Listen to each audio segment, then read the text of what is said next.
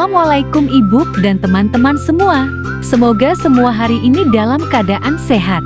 Di video kali ini kami akan membahas tentang pasar output. Berikut cuplikannya. Ada yang tahu apa itu pasar output? Pasar output merupakan pasar yang menyediakan produk berupa barang atau jasa. Di sini yang diperjualbelikan adalah produk hasil suatu usaha. Pasar ini menjual barang setengah jadi maupun barang jadi. Berikut ciri-ciri pasar output.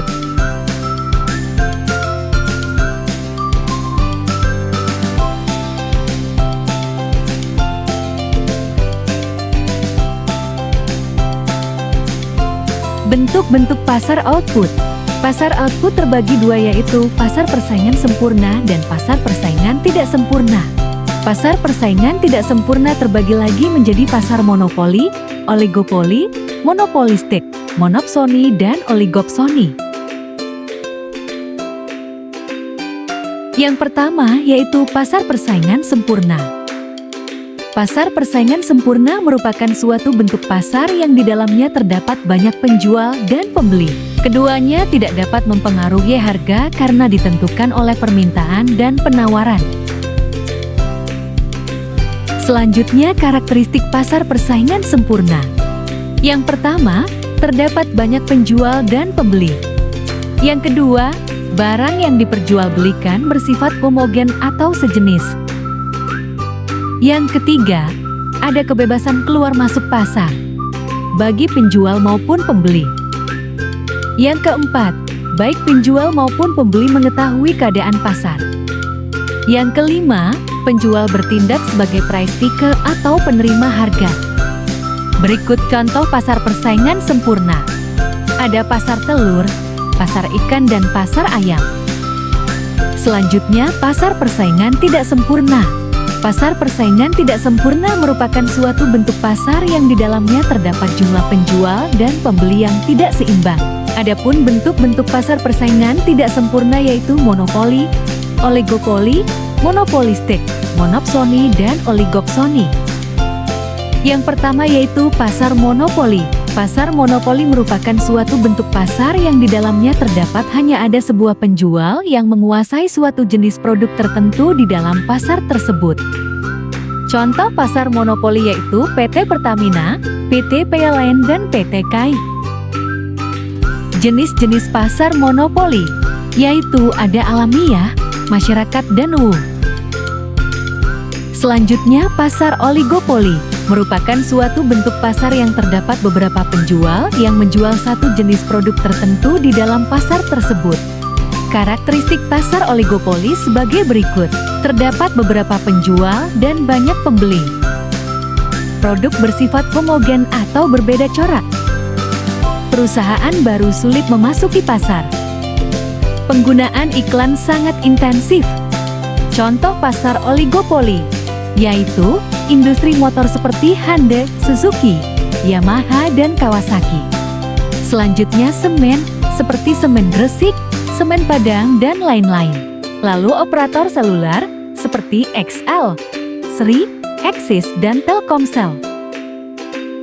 Jenis-jenis pasar oligopoli. Oligopoli murni dan oligopoli diferensiasi murni.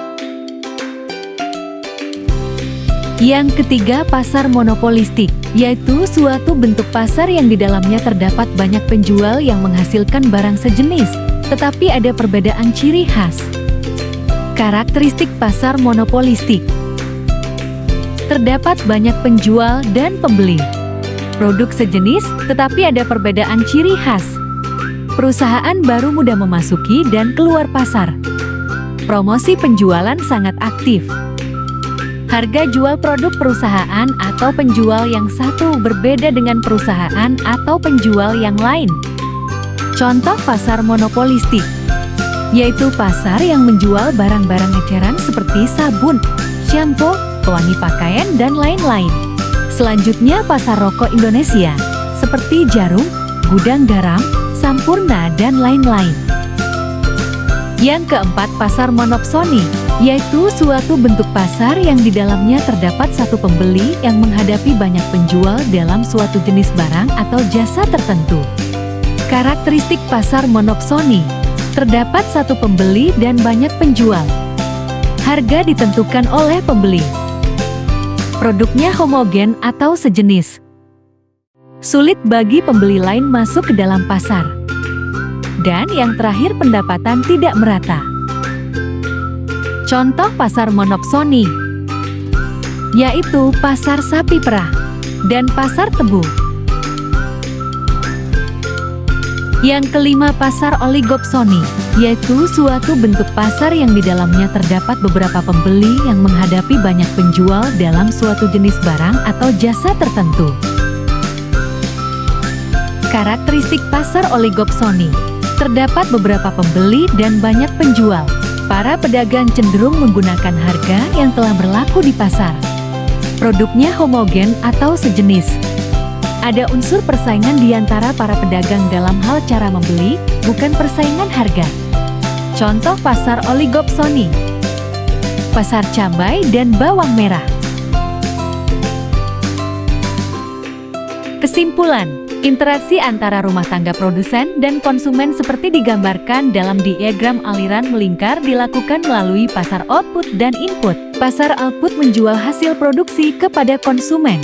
Adapun jenis-jenis pasar output yaitu pasar persaingan sempurna dan pasar persaingan tidak sempurna. Pasar persaingan tidak sempurna ada bentuk-bentuknya yang terdiri dari monopoli, oligopoli, monopolistik, monopsoni, dan oligopsoni. Sekian materi dari kami, semoga bermanfaat.